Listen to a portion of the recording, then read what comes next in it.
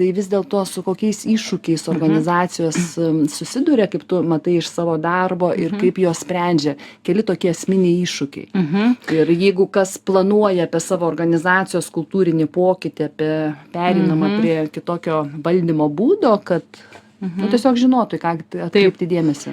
Tai iš viso tai tų iššūkių buvo gal tokius 9 ir reikšmingiausius, bet labai norėčiau 4 paminėti.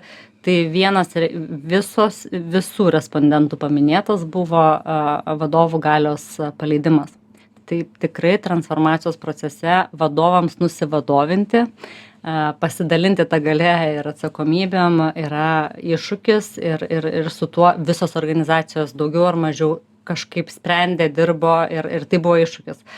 Antras reikšmingiausias yra mokymasis prisimti atsakomybę ir daryti sprendimus. Tai, kad vieną dieną nusprendėm transformuotis ir čia darbuotojam pristatom tą idėją ir paskirstom tą galią, tikrai nenutinka stebuklas, kad žmonės kažkaip taip prisijama ir iš tiesų supranta, čia yra labai stipriai apie psichologinę savininkystę, nes jie tai neturėjo tos organizacijos psichologinės savininkystės. Tai čia auginti psichologinę savininkystę yra numeris 1 svarbiausias dalykas per tikslų bendrą kūrybą, per krypties bendrą kūrybą, per kaip sprendimus priiminėjam bendrą kūrybą. Ta prasme, tą visą procesą praeiti yra būtina ir tai nenutinka per savaitę. Aš noriu atkreipti dėmesį tavo labai gerą paminėtą naują terminą, naują sąvoką - psichologinė savininkystė, ir tai yra sinonimas, ką jau ir prieš 5 ir prieš 10 metų verslininkai svajodavo. Kaip padaryti, kad darbuotojas jaustųsi savo darbo vietoj šeimininkas, ane? Tai čia yra apie tą patį. Tai čia gal norėčiau labai uždėti 2 principus. Radikalus skaidrumas ir atvirumas su darbuotojais. Numeris 1, jeigu nusprendėt ir norit, tai darbuotojai turi pasijausti tikrai kaip šeimos nariai. Jie turi suprasti finansus, jie turi suprasti, kokie iššūkiai, kokios galimybės ir visa kita. Tiesiog daug skaidrinimo, aiškinimo, tiesiog mokymo, suvokimo apie finansus ir visa kita. Ir kitas dalykas - bendra kūryba. Tai jie turi pajausti, kad čia yra jų organizacija, kad jų balsas čia girdimas, kad susitarti dėl krypties ir visa kita. Trečias yra akcininkų nesutarimai.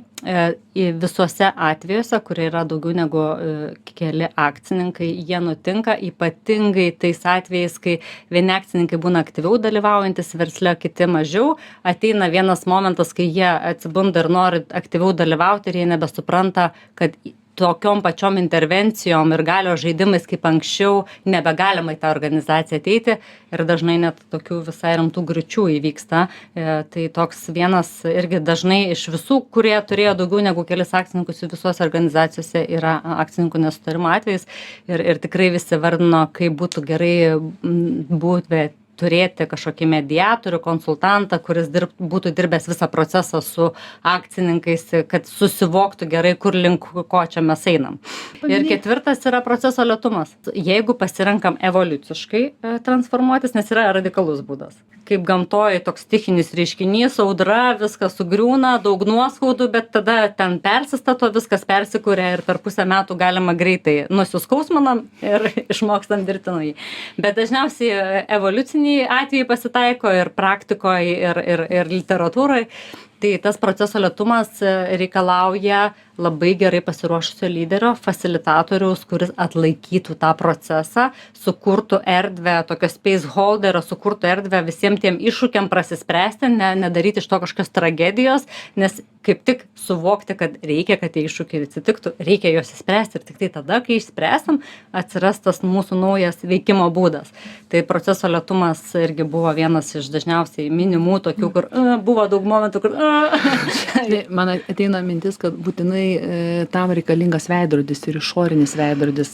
Esu daug mačius organizacijoje, kurie bandė tokias transformacijas daryti ir labai užsisuko viduje ir jau ta savivalda tapo imituojamas reiškinys. Iš tikrųjų, už tos savivaldos yra naujas reikšmingumas būti kitokiems, reikšmingams ir už savivaldos lypėjo galios žaidimai. Ir tas išorinis veidrodis, ar tai konsultavimas, konsultantas, ar tai yra kita organizacija, su kuria galima kartu, yra visokių priemonių. Natūralus kažkoks kaučeris, šiaip visi paminėjo, kad tikrai kas neturėjo, buvo organizacijų, kurios turėjo, tai tos tikrai nei viena nesigailėjo, kad turėjo, tos, kurios neturėjo, gailėjosi, kad neturėjo, nes buvo labai sunkių momentų išgyveno.